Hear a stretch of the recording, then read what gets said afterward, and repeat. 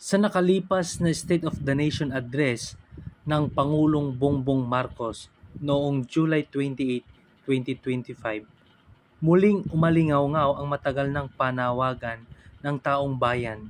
Sahod itaas, presyo ibaba.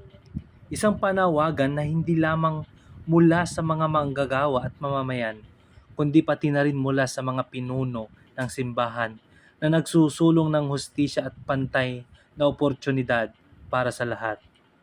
Ang SONA ay nagpakita ng mga plano at programa ng pamahalaan upang tugunan ang isyong ito.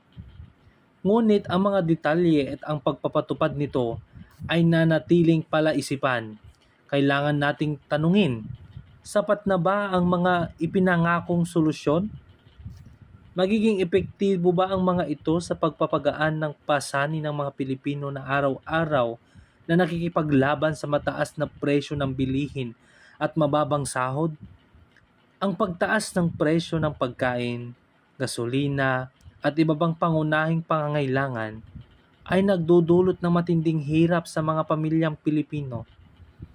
Ang mababang sahod ay hindi sapat upang matugunan ang kanilang pang-araw-araw na pangangailangan.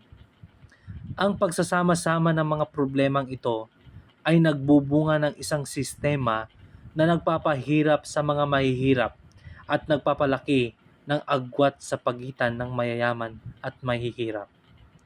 Kaya ang panawagan ng simbahan ay nagbibigay diin sa moral na obligasyon ng pamahalaan na pangalagaan ang kapakanan ng mga mamamayang ito. Ang pag-angat ng sahod at pagbaba ng presyo ng mga bilihin ay hindi lamang usapin ng ekonomiya, kundi isang usapin din ng katarungan at pagmamahal sa kapwa. Ito ay isang panawagan para sa isang lipunan kung saan ang bawat isa ay may pagkakataon na mabuhay ng may dignidad at kasaganaan. Kaya sa huli, ang tagumpay ng anumang programa ay nakasalalay sa matapat at mahusay na pagpapatupad nito.